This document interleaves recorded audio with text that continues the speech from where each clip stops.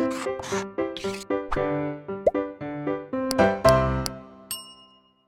बच्चों, मैं दीपक झा आपका केमिस्ट्री एजुकेटर आपका ब्लूप्रिंट डिजिटल में स्वागत करता हूं। पिछले कक्षा में हम लोगों ने मोल प्रवास तक पढ़ लिया था और उन पे कुछ क्वेश्चनों को किया था। आज के इस सेशन में हम लोग मोलरता को देखते हैं। हम मोलरता की यदि डेफिनेशन को देखें तो मोलरता का हमारा जो डेफिनेशन है वह यह है कि किसी विलयन के 1 लीटर आयन में उपस्थित विलेय के मोलों की संख्या को मोलरता कहते हैं।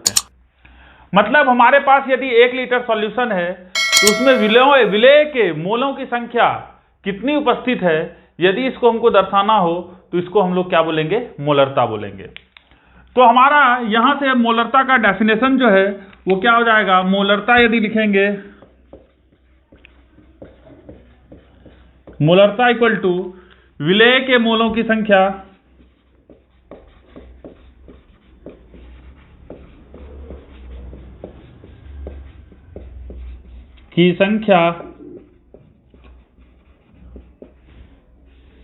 बटे विलयन का आयतन। किसका आयतन?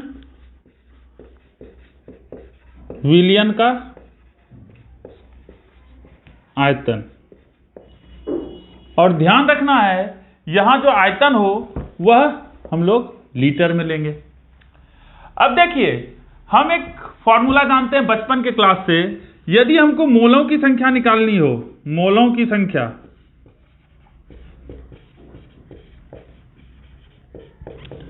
तो क्या होगा, जो भी हमारे पास पदार्थ दिया हुआ होगा उसका द्रव्यमान बटे उसका परमाणुविक द्रव्यमान अथवा आणविक द्रव्यमान। तो अभी हम लोग को जनरली मॉलिक्यूल मिलता है तो हम लोग आणविक द्रव्यमान लिखेंगे। दिया हुआ द्रव्यमान बटे आणविक द्रव्यमान। कोई दिक्कत है? नहीं है। अब देखो हमारे पास क्या है, विलयन, तो इसमें विलेय होगा और हमारे पास क्या होगा, विलायक होगा। क्या होगा? विलेय और विलायक। हम लोग विलेय को A मान लेते हैं और विलायक को B मान लेते हैं। मान लेते हैं कि इसका द्रव्यमान WA है और इसका द्रव्यमान WB है। इसके मोलों की संख्या हम लोग Na मान लेते हैं और इसको Nb मान लेते हैं।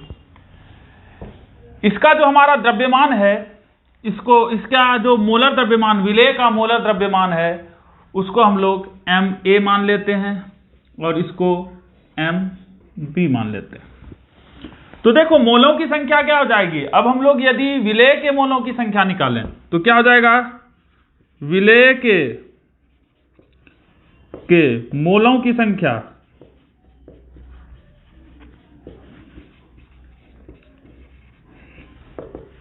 तो विलेय का द्रव्यमान जो कि हम लोगों ने WA लिखा है और हम लोगों ने विलेय का आणविक द्रव्यमान Ma लिखा है। ठीक है, तो देखिए हम लोग यहां से एक बात कंक्लूड कर सकते हैं, यहां से हम लोग एकदम आसानी से एक फॉर्मूला बना सकते हैं कि यदि हमको मोलरता निकालनी हो, क्या निकालनी हो, मोलरता, तो यहां हम लोग मोलरता के लिए एक फॉर्मूला बना सकते हैं कि विलेय के मोलों की संख्या जो कि हमारा Na है, Na, और हमारा विलयन का आयतन हम लोग मान लेते हैं कि V है। तो क्या हो जाएगा, Na/V, जहां की V हमारा लीटर में है। तो मोलरता को हम लोग M से दिखाते हैं। किससे दिखाते हैं? मोलरता को रिप्रेजेंट करते हैं हम लोग M से। तो मोलरता हमारा क्या हो जाएगा, M equal to Na volume litre में। अब एक बात ध्यान से समझो तुम कि जब भी हम लोग केमिस्ट्री में हम अपना कैलकुलेशन करते हैं तो हम लोग ऐसा नहीं लेते हैं कि हमारे पास 100 लीटर लिक्विड था, उसमें दूसरा 100 लीटर लिक्विड सिंटैक्स मिलाते हैं। हम लोग छोटे छोटे कॉनिकल फ्लास्क में रिएक्शन कराते हैं और वह हम लोग बहुत कम अमाउंट ऑफ सब्सटेंस लेते हैं रिएक्शन को कराने के लिए। क्या लेते हैं? बहुत कम अमाउंट लेते हैं रिएक्शन कराने के लिए। तो हम लोग यदि इस लीटर को ml में चेंज कर लेंगे तो हमारा मोलरिटी का नया जो फॉर्मूला आ जाएगा, नंबर ऑफ जो है विलेय के मोलों की संख्या, उसको WA बटे MA लिख सकते हैं। अब देखो वॉल्यूम को जो लीटर में है इसको ml में चेंज करना हो तो यहां हम लोग 1000 लिख देते हैं, और यहां जो वॉल्यूम है, हमारा जो आयतन है, वो हमारा मिलीलीटर में आ जाएगा। तो देखिए हमारे पास दो फॉर्मूले हो गए। यदि हमारे पास विलियन का आयतन लीटर में दिया हुआ है और हमारे पास डिफरेंट पैरामीटर्स दिए हुए हैं जिससे हमको मोलों की संख्या प्राप्त हमको हो जाए, तो हम लोग डायरेक्ट फॉर्मूला लगा सकते हैं Na बटे WA। लेकिन यदि हमको ml में दिया हुआ है, मतलब मिलीलीटर में हमारा आयतन दिया हुआ है, तो हम लोग इस फॉर्मूले से लगाकर हम लोग आंसर ला सकते हैं। तो हमारे लिए दोनों फॉर्मूले बहुत इंपॉर्टेंट हैं मोलरिटी का, मोलरता का, कि मोलरता बराबर क्या होगा? विलेय के मोलों की संख्या बटे विलियन का आयतन, और दूसरा क्या हो जाएगा? विलेय का द्रव्यमान बटे विलेय का मोलर द्रव्यमान गुना 1000 बटे विलियन का आयतन मिलीलीटर में। तो आप इसको कॉपी कर लीजिए, फिर हम इस पे दो छोटा प्रश्न करते हैं और समझते हैं कि इन प्रश्नों को हम लोग कैसे टैकल करेंगे जब हमारे एग्जाम में आएंगे। ये हमारे एग्जाम के लिए भी बहुत। अब हम लोग इस प्रश्न को देखें तो हमारा प्रश्न है, उस विलियन के मोलरता की गणना कीजिए जिसमें 5 ग्राम NaOH 450 ml विलियन में उपस्थित है। यह क्वेश्चन हम लोग NCERT से लिए हैं। हमारा क्वेश्चन क्या है कि उस विलियन की मोलरता की गणना कीजिए, मतलब हमारे पास जो विलियन है उसका मोलरता निकालना है, मतलब मोलरता निकालना है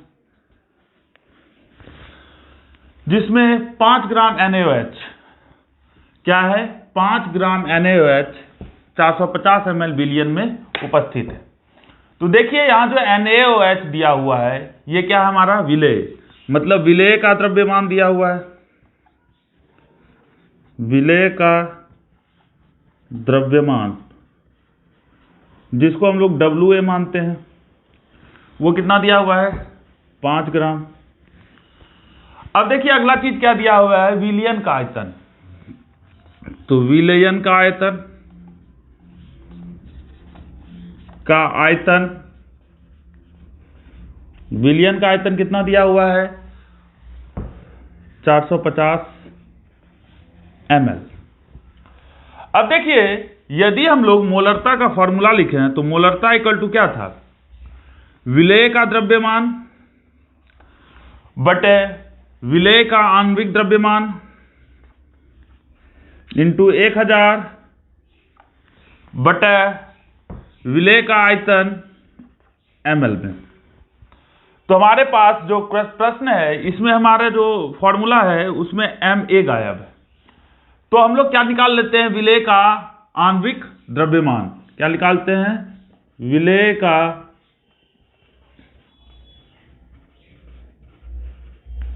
आणविक द्रव्यमान, और विलेय का आणविक द्रव्यमान कितना हो जाएगा बताइए? NaOH हमारा विलेय है, सोडियम का 23 होता है, ऑक्सीजन का 16 होता है और हाइड्रोजन का 1 होता है, तो ये हो गया हमारा 40। कितना हो गया? 40। तो हम इस फॉर्मूले में इसको रख देते हैं। तो विलेय का द्रव्यमान हमारा है 5 ग्राम अपॉन इसका आणविक द्रव्यमान 40 गुना 1000 बटे 450। तो देखो ये 8 बार में कट गया। कितने बार में कट गया? 8 बार में। 1 0 और 1 0 कट गया। तो देखो यदि 5 से कटाएं तो ये 20 हो गया, और ये कितना हो गया हमारा? 9 हो गया। अब देखो इससे कटाते हैं, ये 5 हो गया, और ये कितना हो गया? 2 हो गया। तो क्या हो गया? 5/18। क्या हो गया? 5/18। अब देखिए इसको हम लोग दूसरे फॉर्मूले से भी बना सकते हैं। क्या कर सकते हैं? इसको दूसरे फॉर्मूले से भी बना सकते हैं। हमारा दूसरा जो फॉर्मूला था मोलरिटी का, मोलरिटी इक्वल टू मोलरता इक्वल टू क्या था? विलेय के मोलों की संख्या बटे विलियन का आयतन है, किसमें? लीटर में, विलयन का आयतन लीटर में। अब देखो हम लोग विलेय के मोलों की संख्या यदि निकालनी हो हमें तो कैसे निकालेंगे, विलेय का द्रव्यमान बटे विलेय का आणविक द्रव्यमान, जो कि यही है हमारा, क्या है, यही है। और हमारे पास 450 ml कितना दिया हुआ है, 450 ml। तो ml को हम लोग यदि चेंज करेंगे लीटर में तो कितना हो जाएगा, 0.45 लीटर हो जाएगा। तो हम लोग जब उसको डालेंगे तो हमारा आंसर आ जाएगा। तो वो आप खुद से ट्राई कीजिए, हमारा आंसर दोनों सेम आएगा। और एक बात ध्यान में क्या रखना है कि अंतिम में हमको ये m लिखना बहुत जरूरी है, और ये m बताता है मोलर। क्या बोलते हैं, यदि इसको हम लोग बोलेंगे तो कितना बोलेंगे, 5/18 मोलार जो है हमारा सॉल्यूशन है, क्या है, 5/18। तो इसको कॉपी कर लीजिए, फिर हम लोग एक आध और प्रश्न देखते हैं जिससे हमें और समझदारी बढ़ेगी। अब हम लोग इस प्रश्न को देखें तो हमारा प्रश्न है कि किसी पदार्थ का 1 मोल 500 ml जल में घोला गया। हमारे पास कोई भी पदार्थ है, उस पदार्थ के बारे में हमको नहीं पता, और उसका हमको क्या दिया हुआ है, 1 मोल दिया हुआ है, मतलब विलेय के मोलों की संख्या हमको दिया हुआ है। तो विलेय के मोलों की संख्या जिसको हम लोग Na दिखाते हैं वो कितना दिया हुआ है, 1 मोल दिया हुआ है। 500 ml जल में घोला गया, मतलब विलयन का आयतन दिया हुआ है। क्या दिया हुआ है, विलयन का आयतन। विलयन का आयतन ml में दिया हुआ है 500 ml। कहता है मोलरिटी निकालिए, मोलरता की गणना कीजिए। तो मोलरता बराबर क्या होगा, ये हमारा क्वेश्चन है। बोर्ड 2017 में इसको पूछा गया है। किसमें पूछा गया, 2017 में। ये हमारा प्रश्न है। तो हमको क्या क्वेश्चन में दिया हुआ है, मोलों की संख्या दिया हुआ है, वॉल्यूम दिया हुआ है, मतलब आयतन दिया हुआ है, और मोलरता पूछ रहा है। तो हमारे पास फॉर्मूला होता है मोलरता इक्वल टू विलेय के मोलों की संख्या बटे विलयन का आयतन लीटर में। अब देखो यहां हमारा विलयन का आयतन कितना दिया हुआ है, 500 ml। यदि इसको हमको चेंज करना पड़ेगा लीटर में तो क्या करना पड़ेगा, 1000 से इसको यदि हम लोग डिवाइड कर दें तो ये क्या हो जाएगा लीटर में। तो ये कितना हो जाएगा हमारे पास 0.5 लीटर। कितना हो जाएगा, 0.5 लीटर। कटा दिए 2 बार में, तो 0.5 लीटर। तो हमारा क्वेश्चन है, अब हमको पता चल गया विलेय के मोलों की संख्या और विलयन का आयतन लीटर में। तो 1/0.5 पॉइंट उड़ाते हैं तो यहाँ 10 आता है, ये 2 बार में कट गया। तो ये क्या हो गया, 2 मोलार। क्या हो गया, 2 मोलर। तो इसको क्या पढ़ेंगे हम लोग, 2 मोलर पढ़ेंगे। तो आप इसको कॉपी कर लीजिए। हमारा प्रश्न है कि 0.1 मोलार Na2CO3 का 500 ml विलयन बनाने के लिए उसको कितने ग्राम जल में घोला जाएगा। तो हमें पता क्या करना है कि Na2CO3 जो हमारा विलेय है वो कितना मिलाएंगे कि हमारे पास 0.1 मोलार Na2CO3 का 500 ml विलयन बन जाए। तो क्वेश्चन में क्या क्या दिया हुआ है पहले वो लिख लेते हैं। तो सॉल्यूशन के बारे में बात करें तो हमको मोलरता दिया हुआ है, मोलरता हमको 0.1 मोलार दिया हुआ है। उसके बाद क्या दिया हुआ है, विलयन का आयतन दिया हुआ है मिलीलीटर में 500 ml। उसके बाद क्या दिया हुआ है, Na2CO3 का आणविक द्रव्यमान, मतलब हमारा जो विलेय है उसका आणविक द्रव्यमान। तो मतलब विलेय तो हम A मान के चले थे, Ma कितना दिया हुआ है हमारे पास 106 ग्राम।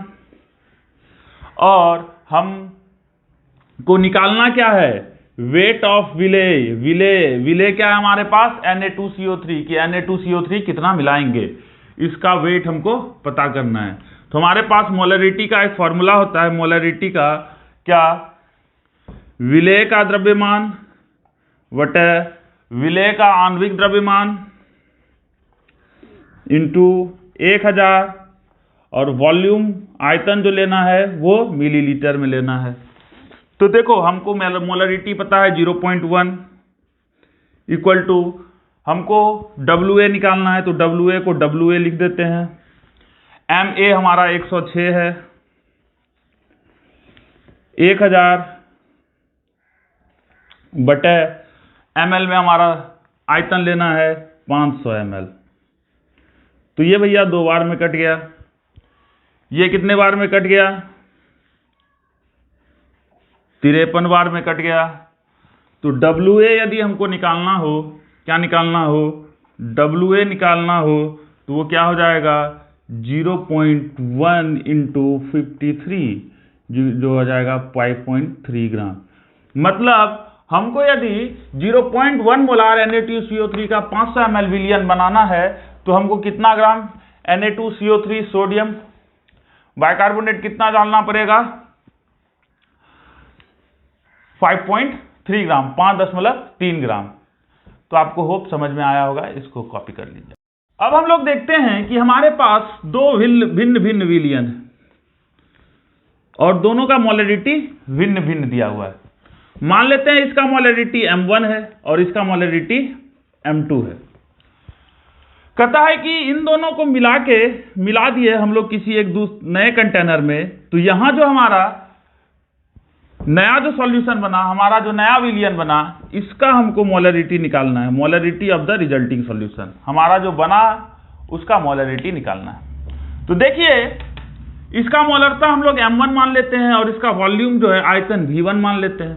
इसका मोलरता M2 और इसका वॉल्यूम V2 मान लेते हैं। देखो जब इन दोनों को मिलाएंगे तो इसका जो आयतन होगा क्या होगा? इसका आयतन जोड़ इसका आयतन, तो इसका आयतन तो क्या हो जाएगा? V1 जोड़ V2। इसमें कोई दिक्कत नहीं है। अब देखो मान लेते हैं कि हमारा जो पहला विलयन है इसके मोलों की संख्या जो है N1 है और इसके मोलों की संख्या N2 है। क्या है? इसके मोलों की संख्या N1 तथा इसके मोलों की संख्या N2 है। तो देखो हम लोग यदि यहां से मोलरिटी M1 निकालें, ये हम लोग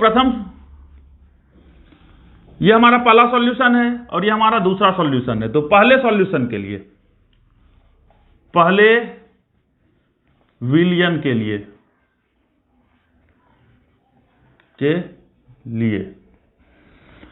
पहले विलयन के लिए यदि हमको निकालना होगा तो क्या होगा बताओ? इसका यदि हमको निकालना है तो हमारे लिए यहां मोलरिटी M1 जो है वो क्या हो जाएगा? N1/V1। इसके मोलों की संख्या बटे इसका आयतन। इसके मोलों की संख्या कितनी है? N1/V1। अब दूसरे विलयन, अब देखो यहां से हम लोग एक फॉर्मूला निकाल सकते हैं। यदि हम लोग यहां से N1 निकालें तो वो क्या होगा? M1 into V1। ठीक इसी प्रकार जब हम लोग दूसरे विलयन के लिए निकालेंगे